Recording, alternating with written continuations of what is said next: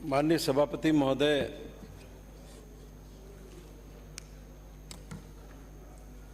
हमारे संविधान के अनुच्छेद 14 और 21 में देश के प्रत्येक नागरिक को अधिकार दिए गए और उसी की व्याख्या इस रूप में की गई है कि कैदियों को भी गरिमामय जीवन जीने का अधिकार है। देश की पहली जेल केंद्रीय कारागार पहला 1846 में माननीय सभापति महोदय आगरा में बना और तब से लेकर आज तक कैदियों के प्रति समाज का, शासन का नजरिया लगातार वैसा नहीं बन पाया जैसा बनना चाहिए था। प्रयास तो अनेकों हुए, अनेकों समितियां बनी, यहां तक कि जस्टिस ए.एन. मुल्ला की कमेटी भी बनी जिन्होंने ये सिफारिश की कि जेलों में सुधार के लिए आयोग गठित किया जाए, लेकिन सुधार की गति वही है। राजस्थान उच्च न्यायालय भी 2012 से जेलों की स्थिति में सुधार के लिए एक पिटीशन की सुनवाई कर रहा है, जिसमें बिंदुवार सरकार को निर्देश भी दिए गए कि जेलों में सुधार कैसे लाया जाए। उसमें कई बिंदुओं पर पालना भी हुई, कई बिंदुओं पर पालना जारी भी है, कई बिंदुओं पर नहीं भी कर पाए हैं, लेकिन फिर भी मैं कह सकता हूं कि आज के परिप्रेक्ष्य में सरकार का नजरिया साफ है कि हम एक लोक कल्याणकारी सरकार है। हमें कैदियों के लिए भी उनके जीवन में जेल में रहते हुए बदलाव आ सके, इस बात का हमें प्रयास करना चाहिए। और इन विगत 4 वर्षों के अंदर अनेक कदम इस सरकार ने उठाए और जो कदम उठाए गए हैं उसको पूरे भारतवर्ष में माना भी गया है, रेखांकित भी किया गया है और राजस्थान को उसमें आला दर्जे के स्थान भी मिले। लेकिन कैदियों के प्रति शासन किस रूप के नजरिए के साथ आगे बढ़े, इस पर अभी भी माननीय सभापति महोदय बहुत चिंतन करने की जरूरत है। दुनिया भर में अलग अलग तरह की परिस्थितियां हमको मिलेगी। कैदियों को हैंडल करने के मामले में हर राष्ट्र ने अपने अपने तरीके से अपनी अपनी समझ से कोशिश की है, पर पूरे विश्व में नीदरलैंड एक ऐसा एग्जाम्पल हमारे सामने है जिसने मनोवैज्ञानिक तरीके से इन कैदियों को डील किया है कि उनमें जो अपराध का तत्व है, उनके भीतर जो मानसिकता है, उसको खत्म कैसा किया जाए। और उसका नजरिया है कि आज नीदरलैंड की जेल खाली हो चुकी है। उन्होंने इतना बड़ा परिवर्तन अपने राष्ट्र के कैदियों में कर दिया और कमाल की बात है कि जो जेल नीदरलैंड ने अपने देश के कैदियों के लिए बनाई थी, वो पड़ोस के एक देश नॉर्वे को उन्होंने किराए पर दी है, जिसमें उस जेल में नॉर्वे के कैदी रहते हैं। इसलिए ये एक ऐसा विषय है जिस पर हम जितना ज्यादा काम करें, जितनी व्यापक दृष्टि से काम करें, माननीय सभापति महोदय, वो कम है। मैं निवेदन करना चाहूँगा आपको, राजस्थान के जेल मंत्री जी मेरे क्षेत्र में सिरोही आए थे, तो मैंने उनसे विनती की कि मैं एक राजनीतिक कार्यकर्ता के रूप में तो अनेकों बार संघर्ष में रहा, पर कभी जेल गया नहीं। जेल कमेटी का आपने मुझे सदस्य जरूर बना रखा है, पर कभी मुझे मीटिंग में बुलाते नहीं हैं। कभी किसी तरह के, आपकी केंद्र में सरकार है, आप तो पीछे पड़े हुए ही हो, भेजोगे तो चला जाऊंगा वहां पर, कोई दिक्कत वाली बात नहीं। माननीय सदस्य प्लीज कंटिन्यू। मैं तो अपनी बात कर रहा हूं, आप कंटिन्यू करें, आप कंटिन्यू करें कल भी।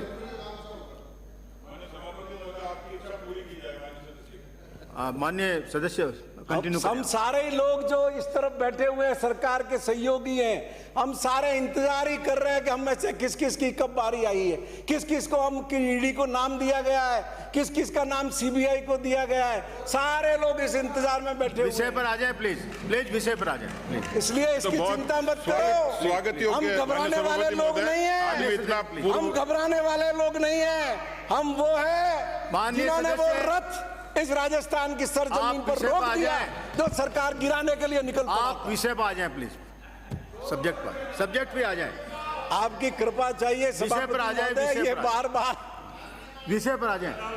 तो सभापति महोदय, मैं निवेदन कर रहा हूं कि मैं जेल समिति का भी सदस्य हूं जिला कारागार की, पर मुझे कभी मीटिंग में नहीं बुलाया गया। मुझे कभी ये देखने के लिए किसी अधिकारी ने आमंत्रित नहीं किया कि जेल की व्यवस्था क्या है देखिए। आबू रोड की जेल के बारे में जब मुझे कैदियों के परिवार की तरफ से कभी सूचना मिली, तब भी मैं बेबस था कि मैं उन लोगों के लिए कुछ नहीं कर सकता था। मैंने वहाँ के डिस्ट्रिक्ट जज को टेलीफोन किया, किसी इस तरह के हालात सामने आए, तो उन्होंने वहाँ के जो सीजेएम वगैरह जो भी एडीजे वगैरह होंगे उनको भेजा कि उसको कैसे। तो मैं निवेदन कर रहा था कि जेल मंत्री जी जब सिरोही आए तो मैंने इनसे प्रार्थना की कि आप चलिए, आए हुए हैं यहाँ, जेल देख लेते हैं। मैं इनके साथ गया। सबसे दारुण दृश्य जो मैंने देखा, और मंत्री जी खुद साथ थे, ये क्या पंचायत है भाई? I am sorry. आप इस दोनों ही पक्षों से निवेदन है कि कृपया माननीय सदस्य को बोलने दें, बीच में डिस्टर्ब नहीं करें, इधर वाले भी और इधर वाले। तो सभापति महोदय, मैं निवेदन कर रहा था मंत्री जी के खुद के सामने, उन कैदियों का वो दारुण दृश्य सामने आया कि जो 2-2 साल से उन कैदियों की अंडर ट्रायल है, उनकी पेशी नहीं हुई, उनको पेशी तक पे कोर्ट में नहीं ले जाया गया। आप अंदाजा लगाइए, हम कितना ही दावा करें कि हम ये सुधार कर रहे हैं, वो कर रहे हैं, जमीन पर हालात क्या है। ऐसे करोड़ों लाखों कैदी सड़ रहे हैं। जिस अपराध में उनको बुक किया गया है, संभव है उसी अपराध के मामले में जितनी अवधि की सजा नियत है उससे ज्यादा वो जेल में बिता चुके हैं, और लेकिन उनकी कोई पेशी नहीं होती। वो कोई संविधान नहीं जानते, कोई वकील उनकी पैरवी करने वाला सक्षम नहीं है, उनकी इतनी क्षमता नहीं है कि वो अपना पक्ष भी रख सके। ऐसे ही मुझे अनेक मामलों में, जैसे कि पुलिस का स्वभाव है, बहुत बार जब दबाव बनता है, पहले से जो लोग किसी अन्य मामलों में बुक होते हैं उठा के ले आती है, उनको बंद कर देती है। ऐसे इस सदन में ही मैंने 2 मामलों के अंदर खुलासा किया था कि किस तरीके से पुलिस ने हत्या के मामले में लोगों को झूठा फंसाया, और बाद में इसी सदन ने जांच बिठाई, आईजी लेवल के अधिकारी, और उसने रिपोर्ट दी कि हाँ झूठा फंसाया गया, और सरकार को उनको मुआवजा देना पड़ा। तो ऐसे बहुत से कैदी सड़ रहे हैं, और उसकी मॉनिटरिंग कौन करेगा? कौन मॉनिटरिंग करेगा कि उसकी निश्चित समय पर पेशी होनी चाहिए, उसका ट्रायल समय से चलना चाहिए, उसके केस की सुनवाई नियत समय पर होनी चाहिए। सबसे जरूरी प्रश्न ये है, और आपका जो ये एक्ट है इस बात का कोई प्रावधान नहीं करता। मैं इसकी बहुत बड़ी कमी महसूस करता हूं, क्योंकि मैंने तो आपके साथ, और कोई मैं अपनी ओर से कपोल कल्पित बात नहीं कर रहा हूं, मंत्री जी खुद साथ थे, उनके सामने कैदियों ने वो बातें रखी। इसलिए माननीय सभापति महोदय, मैं मंत्री जी को धन्यवाद दूंगा, एक योग्य मंत्री है, इन्होंने सामाजिक न्याय में भी अच्छा काम किया है, जेल के अंदर भी अपने डीजी, अभी के डीजी, पहले वाले डीजी, इन सब के साथ मिलकर के सकारात्मक दिशा के अंदर राजस्थान में कारागार विभाग को आगे बढ़ाने की कोशिश की है, लेकिन कोई जल्दी नहीं है।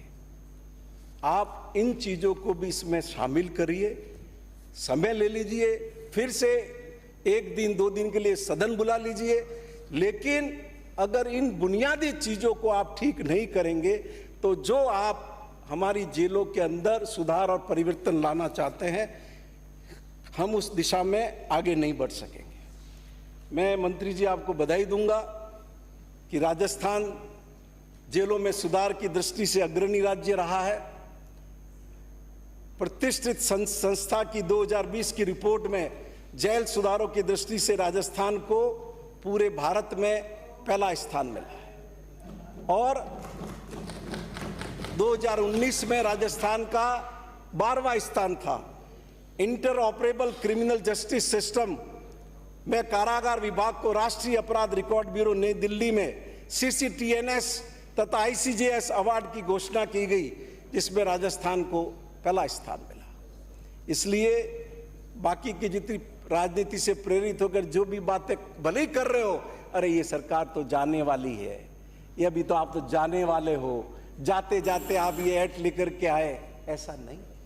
इस सरकार ने 4.5 साल हर क्षेत्र के अंदर ऐसा काम किया है कि पूरे भारतवर्ष में इस सरकार को प्रतिष्ठा मिली है। देश के प्रधानमंत्री इस स्टेट के चीफ मिनिस्टर के कोरा प्रबंधन की काम की सराहना करते हैं। और इतना ही नहीं, प्रति व्यक्ति आय के मामले में देश के अंदर ये दूसरे नंबर पर जाकर के खड़ा है, जबकि इंडियन एक्सप्रेस में भी 6 दिन पहले आर्टिकल छपा है, देश में 83% की लोगों की आय कम हुई है।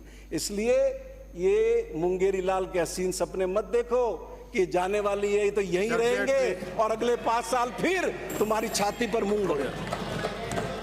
मैं निवेदन करूंगा सभापति महोदय, कंक्लूड कर लीजिए प्लीज, कंक्लूड कर लीजिए। कोई नाराजगी है? बहुत लोग हैं बोलने वाले। कोई नाराजगी है? इधर की तरफ से तो मैं पहला आदमी हूं, इधर की तरफ से तो पहला आदमी हूं। 1 घंटा तो ये पेल चुके हैं पहले। प्लीज प्लीज, फिर भी आपकी बात का मैं सम्मान करूंगा। मैं तो बहुत अनुशासित सदस्य हूं। आसन के आज्ञा का पालन करना तो हमेशा मैंने अपना कर्तव्य समझा है। मैं कंक्लूड कर रहा हूं। जेलों की संख्या के आधार पर भी भारत में राजस्थान पहले स्थान पर है। 144 जेल है हमारे यहाँ। इसके साथ साथ बंदी की क्षमता के आधार पर हम 7वें स्थान पर हैं और महिला कारागार के लिहाज से भी पूरे भारत में हम पहले स्थान पर हैं। और वीडियो कॉन्फ्रेंसिंग की जो सुविधा कारागार उपलब्ध करा रहा है, उसमें भी भारत में राजस्थान 3रे स्थान पर है। ये जरूर अभी चूक हुई कि भरतपुर में कैदी ने कह दिया था कि मेरी जान को खतरा है, उसके बाद भी वीडियो कॉन्फ्रेंसिंग की सुविधा उपलब्ध नहीं करवाई और उसको अपनी जान से, अपने प्राण से हाथ धोना पड़ा। वो बहुत दुर्भाग्यपूर्ण है, दुर्भाग्यपूर्ण है। ऐसा नहीं होना चाहिए। हो सकता है, मैं श्योर नहीं हूं कि वो पुलिस में कस्टडी में था या आपकी जुडिशियल कस्टडी में था, मुझे अभी इसकी पुख्ता जानकारी नहीं है। लेकिन जो भी हुआ गलत हुआ। जब एक कैदी ने आशंका व्यक्त कर दी थी तो शासन का दायित्व था कि वीडियो कॉन्फ्रेंसिंग के जरिए उसको उपलब्ध करवाता। माननीय सभापति महोदय, मैं निवेदन करूंगा आपको कि जो कैदियों की क्षमता है जेलों के अंदर, जितनी क्षमता है उससे कहीं अधिक कैदी जेलों के अंदर है और जाहिर है उससे व्यवस्था पूरी नहीं हो सकती। आपने खुद ने सिरोही की जेल में अनुभव किया था, जब आपको बताया कि टॉयलेट जाने में कितनी समस्या होती है, कितने कितने लोगों को टॉयलेट जाने के लिए लाइन में खड़ा रहना पड़ता है। अब आप बताओ, कोई टॉयलेट रोक सकता है? और आपको हाईकोर्ट ने डायरेक्शन दे रखा है कि 10 कैदियों पर 1 टॉयलेट का आप अरेंजमेंट करो। लेकिन आप अभी तक भी, ये 2012 से हाईकोर्ट में पिटीशन आपकी चल रही है, लेकिन इसके बाद भी अभी तक भी आप, उदयपुर की जेल है जिसमें आपकी बंदी संख्या, जो मेरे पास फिगर है 2022 का 1254 थी और शौचालय थे आपके 102। हाईकोर्ट के डायरेक्शन के बाद भी 30 टॉयलेट आपके वहां कम है। इसी तरीके से जो स्नानघर है, जो आपके होने चाहिए थे 132, वो 104। ये चीजें सभापति महोदय बहुत छोटी छोटी जरूर है, पर इसकी पूर्ति की जानी चाहिए। वो कैदी भी इंसान है और कम से कम उनको ऐसा सामान्य जीवन जीने का अवसर तो मिलना ही चाहिए कि जिससे वो स्थायी रूप से अपराधी नहीं हो जाए।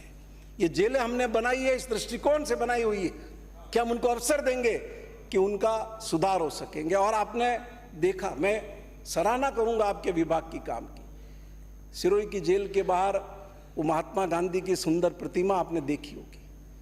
वो उसी जेल में बंद एक कैदी ने जो काम सीखा, उसी जेल में बंद कैदी ने बनाई और उस कारागार के बाहर लगाई गई। तो कौशल विकास, आत्मनिर्भर होना, रोजगार का सृजन, इन सभी दिशाओं में जेल के भीतर काम हो रहा है। और अब तो माननीय सभापति महोदय, हाईकोर्ट ने डायरेक्शन दिया 5 पेट्रोल पंप खोलने का, लेकिन पालना की गति बहुत स्लो है। अभी सिर्फ 1 पेट्रोल पंप आपका चालू हुआ है, जिसमें आप, मंत्री जी इशारा कर रहे 3 हो गए। अच्छी बधाई आपको, 3 हो गए। तो वैसे 5 का उनका डायरेक्शन था। मैं निवेदन करूंगा माननीय सभापति महोदय, जयपुर की सेंट्रल जेल, इसमें टॉयलेट में और नहाने का जो स्नानघर है, पानी प्रेशर से नहीं आता। ये कोर्ट ने आपको डायरेक्शन दिए कि आप इसकी व्यवस्था करिए, आप नहीं कर पाए। अभी तक भी 5 साल हो गए कोर्ट के डायरेक्शन को, अभी तक भी आप जो है वो कागजों में, पाइपलाइन में ही आपका काम चल रहा है और आप स्वीकृति प्राप्त करने की प्रक्रिया को आगे बढ़ा रहे हैं, जो बिसलपुर से कनेक्ट करने वगैरह का मैटर था। इसी तरीके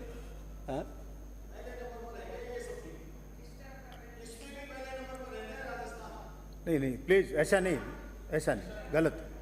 मैं सभापति महोदय, इनकी केसरिया नहीं, आप केसरिया जैकेट देख के मुझे एक चीज ध्यान में आ गई। माननीय सभापति महोदय, 1975 से 77 के बीच में देश के बहुत नेता जेलों में गए, कई पूर्व मंत्री जेलों में गए, कई पूर्व मुख्यमंत्री जेलों में गए, और जेल कैसा नरक है ये उन्होंने उस जेलों के अंदर देखा।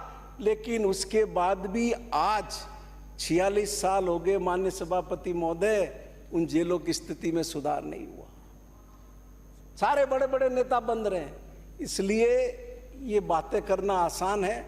मैं फिर आपके माध्यम से विनती करूंगा कि एक सकारात्मक दृष्टिकोण के साथ आप आगे बढ़ें।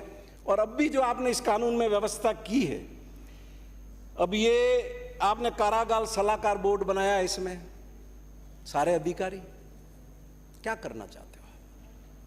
कम से कम 2 आदमी तो वो रखो जो नॉन गवर्नमेंट के अलावा हो, जो सामाजिक कार्यकर्ता हो, ताकि कम से कम वो बातें जो कैदियों की है वो उसके बीच में रखी जा सके। इसमें आपको क्या तकलीफ है? अब आपने रख दिया इसमें एक हड़ताल पर प्रतिबंध। भाई ये जो आपका कारागार का सेवा है, ये क्या सशस्त्र बल है आपका?